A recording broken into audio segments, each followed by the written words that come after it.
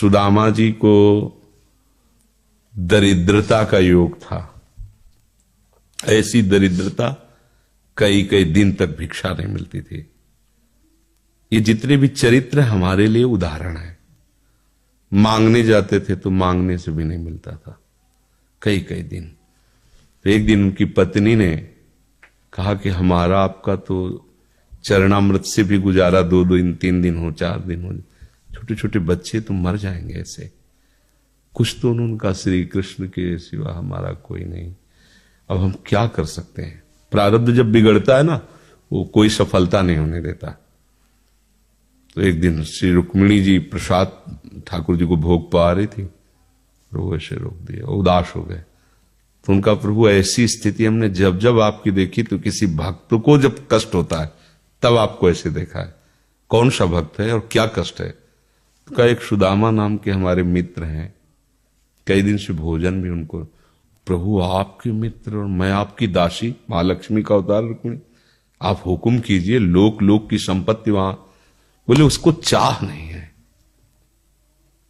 हमारे मित्र को चाह नहीं है, और चाह ना होने पर हम विवश हैं।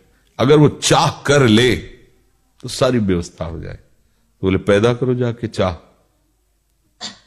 बोले उनके हृदय में तो नहीं पैदा कर सकते, हम भी, क्योंकि जिस हृदय में भगवान का आश्रय और निरंतर चिंतन है वहां माया की चाह नहीं होती।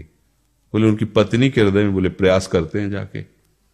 भगवान संत वेश में गए, भिक्षाम दे, वो निकली।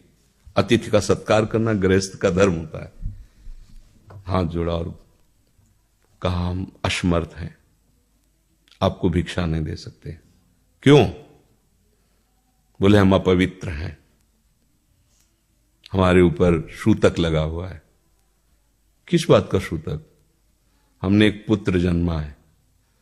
तो ठीक है, हम 10-12 दिन बाद आ जाएंगे। बोले नहीं, आजीवन अपवित्र रहेंगे। वैसा कौन सा? बोले दरिद्रता रूपी। विद्वान की पत्नी है तो ऐसे उनका दरिद्रता रूपी पुत्र का जन्म, अर्थात सीधे कि मैं नहीं दे सकती या देने योग्य नहीं, ऐसा न कहीं उनका मैं अपवित्र हूं। तो उनका दरिद्र कैसे हो सकती हो? जिनके पति के मित्र द्वारिकाधीश भगवान श्री कृष्ण है, वो दरिद्र कैसे हो सकता है? एक बार कहो ना अपने पति से। चले गए।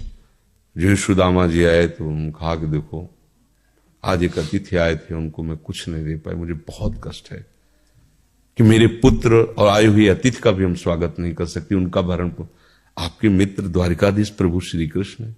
सुदामा जी ने कहा, बोले चले जाओ ना, वो कुछ न कुछ सहयोग कर देंगे। तो बोले हम ऐसे मित्र नहीं बनाए कि वो हमारा सहयोग करें, कभी नहीं, मर जाऊंगा, पर उनसे ये नहीं कहूंगा कि आप हमारा।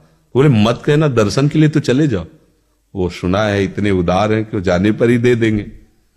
सुदामा ने कहा दर्शन के लिए तो जा सकते हैं, बहुत दिन हो गए, ठीक है, पर मित्र के पास जाए तो कुछ लेके जाना चाहिए, मेरे पास तो कुछ नहीं ना। पड़ोस में जैसे किसी से मांगने गई तो, अरे समय जब बिगड़ता कोई नहीं होता साथ। एक ने थोड़ी उदारता दिखाई तो चावल पछोरने पर जो आगे कणका होते चावल के, जो प्राय वो लिए सुदामा जी ने कहा हमारे प्रभु भाव के भूखे, कुछ ले जाएंगे, खाली हाथ तो नहीं है। पोट्री में सारांश में बता रहे हैं, द्वारपालों ने देखा कि हड्डी हड्डी शरीर में कई जगह से फटे वस्त्र, बेवाई फटी हुई, मतलब दिखाई दे रहा था दरिद्रता की मूर्ति है। तो उनका किससे मिलना है तुमको?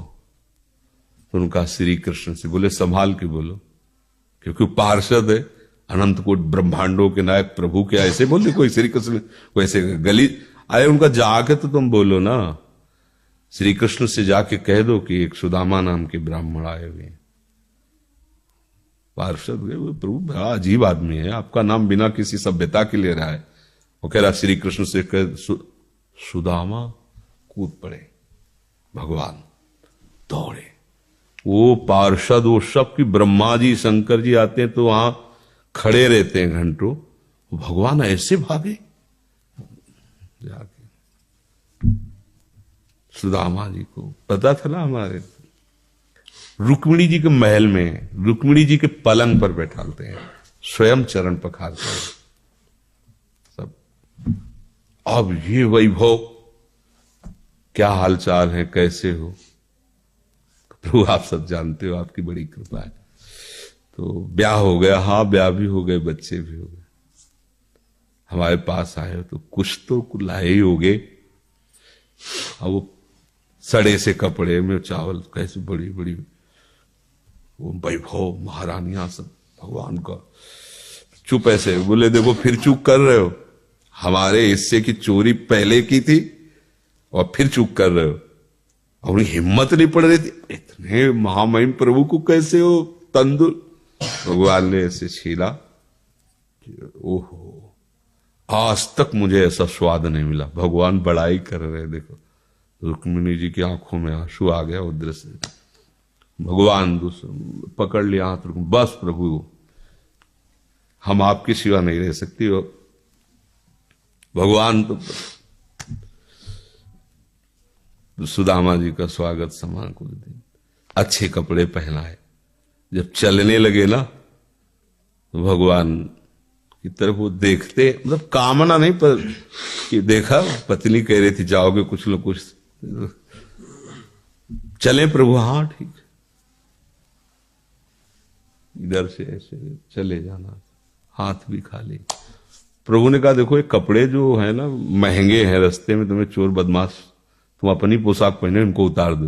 बोले बड़ी कृपा, कपड़े भी उतार लिए और रास्ते में सोचे देखो निगेटिवली सोच रहे, मेरे श्री कृष्ण मुझे कितना प्यार करते हैं। उन्होंने इसीलिए नहीं दिया कि दरिद्र कहीं संपत्ति पाकर मतवाला होकर मुझे भूल ना जाए, मुझे कितना प्यार करते हैं। प्रभु के प्यार में मगन होकर सुदामा पूरी खड़ी जैसे द्वारिका। तो उनको भ्रम हुआ कि मुझे लगता है चलते चलते मैं पुनः द्वारिका आ गया। तो आप पूछ रहे हैं कि ये किसका है? भगवान के पास विधाता है, उनका प्रभु ये तो गलत हो गया, इनके भाग्य में हमने लिखा था 6 श्री, ऐश्वर्य का नाश, जीवन में नहीं ऐश्वर्य, 6 श्री। भगवान ने उसका उल्टा कर दिया यक्ष श्री। जैसे कुबेर का अथाह धन का खजाना, त्रिभुवन का खजाना वही है कुबेर के पास, ऐसे कुबेर का खजाना यक्ष श्री। तो कहा प्रभु, तो उनका इन्होंने एक पुण्य किया है, अनंत ब्रह्मांडों के समस्त जीवों को तृप्त कर दिया है। प्रभु खुद को खाने को नहीं तृप्त, बोले मेरे रोम रोम में करोड़ करोड़ ब्रह्मांड वास करते हैं और इनके तंदुलों से मैं तृप्त हो गया। अनंत ब्रह्मांडों का भंडारा हो गया, उसका जो पुण्य होता है लिख दो इनके भाग्य में। अब किसी की चलेगी प्रभु के आगे? तो एकमात्र प्रारब्ध को मिटाने वाले भगवान है, कर तुम अकर तुम अन्यथा कर तुम। तो आप भगवान की शरण होकर उनका नाम जप कीजिए और उनसे प्रार्थना कीजिए कि आपको उचित लगे तो समस्या का समाधान कर दीजिए, नहीं तो मुझे समस्या से लड़ने का बल और विवेक दीजिए, बात बन जाएगी।